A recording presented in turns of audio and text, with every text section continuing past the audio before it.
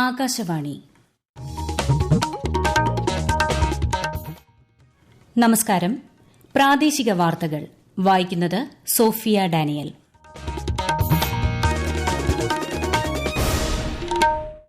പ്രധാന വാർത്തകൾ. 2 ദിവസത്തെ സന്ദർശനത്തിനായി പ്രധാനമന്ത്രി നരേന്ദ്രമോദി കുവൈത്തിലേക്ക് പുറപ്പെട്ടു. രാജസ്ഥാനിൽ നടക്കുന്ന GST കൌൺസിലിന്റെ 55ാമത് യോഗത്തിന് കേന്ദ്ര ധനമന്ത്രി നിർമ്മല സീതാരാമൻ അധ്യക്ഷത വഹിക്കുന്നു.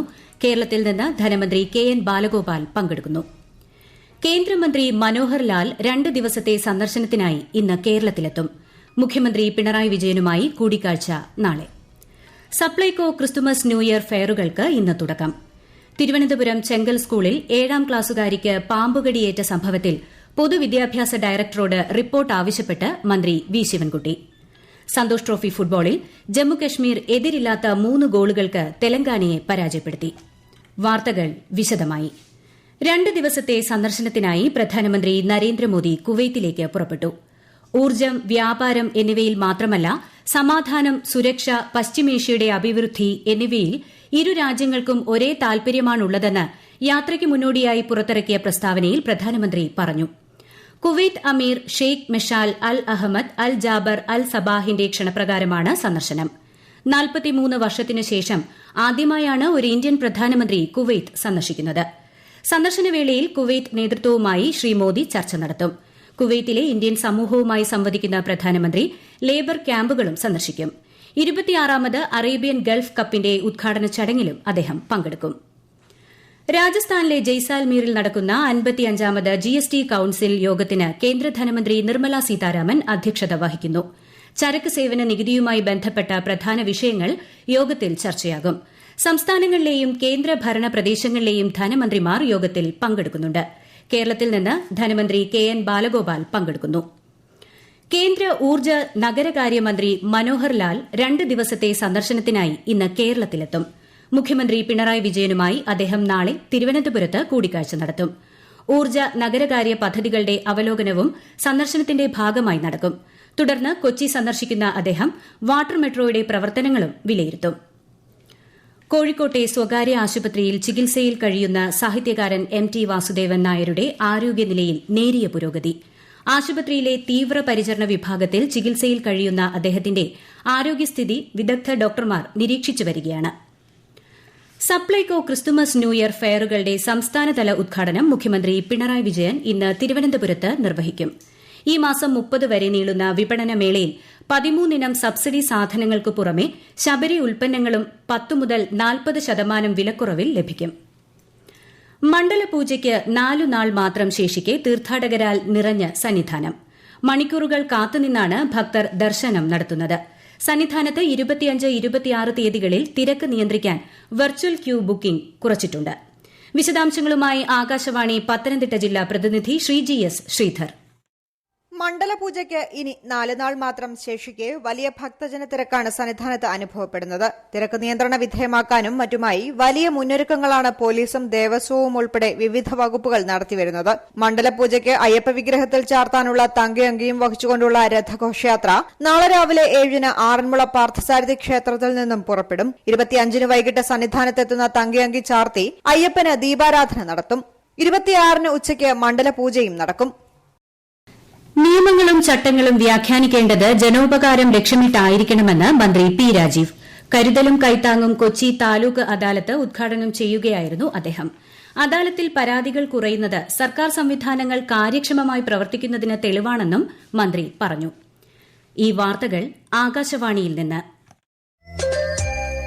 ആകാശവാണി വാർത്തകളും വാർത്താധിഷ്ഠിത പരിപാടികളും all India radio news Thiruvananthapuram YouTube ചാനലിലും all India radio news Thiruvananthapuram Facebook പേജിലും AR News_ തിരുവനന്തപുരം ഇൻസ്റ്റഗ്രാം അക്കൌണ്ടിലും AR News_TVM X ഹാൻഡിലും ലഭ്യമാണ്.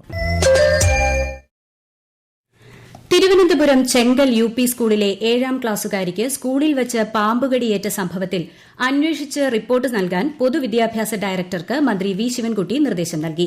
നെയ്യാറ്റിൻകര ചെങ്കൽ സ്കൂളിലെ 7ാം ക്ലാസുകാരി നേഖയ്ക്ക് കഴിഞ്ഞ ദിവസമാണ് പാമ്പുകടിയേറ്റത്. സ്കൂളിൽ ക്രിസ്തുമസ് ആഘോഷം നടക്കുന്നതിനിടെയാണ് സംഭവം.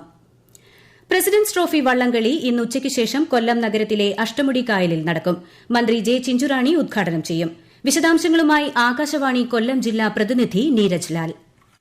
ചാമ്പ്യൻസ് ബോട്ട് ലീഗിന്റെ ഫൈനൽ എന്ന് വിശേഷിപ്പിക്കാവുന്ന പ്രസിഡന്റ്സ് ട്രോഫി ജലോത്സവത്തിൽ 9 ചുണ്ടൻ വള്ളങ്ങൾ മത്സരിക്കും. കൂടാതെ മറ്റു വിഭാഗങ്ങളിലായി 10 ചെറുവള്ളങ്ങളും മത്സര രംഗത്തുണ്ട്. 1100 മീറ്ററാണ് ട്രാക്കിന്റെ ദൈർഘ്യം. 12 മത്സരങ്ങൾ നടന്നിരുന്ന ചാമ്പ്യൻസ് ബോട്ട് ലീഗിൽ ഇത്തവണ വയനാട് ദുരന്തത്തിന്റെ പശ്ചാത്തലത്തിൽ 6 മത്സരങ്ങളാണ് നടത്തുന്നത്. കഴിഞ്ഞ 5 മത്സരങ്ങളിലായി 49 പോയിന്റ് നേടിയ കാരിച്ചാൽ ചുണ്ടനാണ് നിലവിൽ പോയിന്റ് നിലയിൽ ഒന്നാമത്.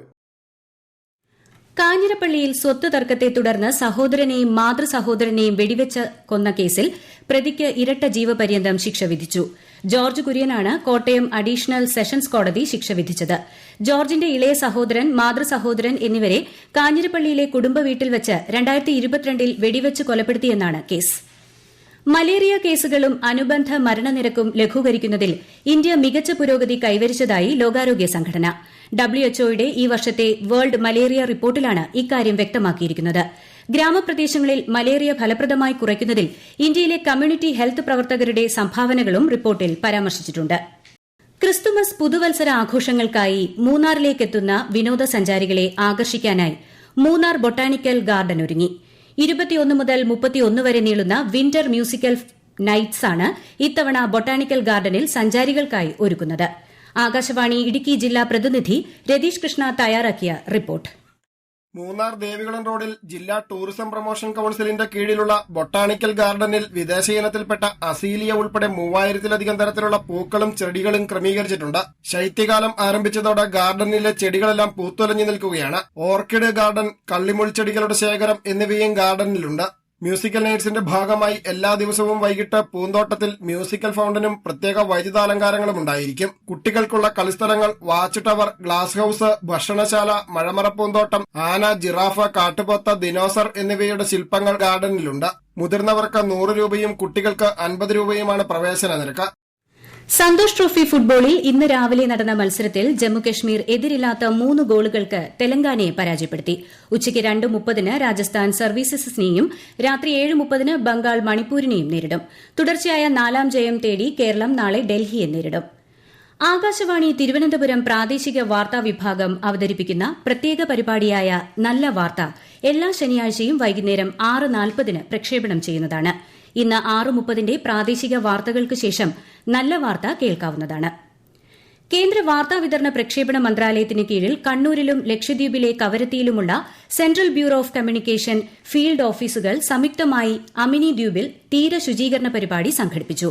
വില്ലേജ് ദ്വീപ് പഞ്ചായത്തും വനിതാ ശിശുവികസന വകുപ്പുമായി സഹകരിച്ചായിരുന്നു ശുചീകരണ യജ്ഞം. കേന്ദ്ര വികസനക്ഷേമ പദ്ധതികളെക്കുറിച്ച് അമിനി ദ്വീപിൽ നടത്തുന്ന 2 ദിവസത്തെ സംയോജിത ആശയവിനിമയ പരിപാടിക്ക് മുന്നോടിയായാണ് ശുചീകരണ പ്രവൃത്തികൾ സംഘടിപ്പിച്ചത്. കട്ടപ്പന റൂറൽ കോഓപ്പറേറ്റീവ് സൊസൈറ്റിക്ക് മുന്നിൽ ആത്മഹത്യ ചെയ്ത സാബുവിന്റെ ഭാര്യ മേരിക്കുട്ടിയുടെ മൊഴി പോലീസ് രേഖപ്പെടുത്തി.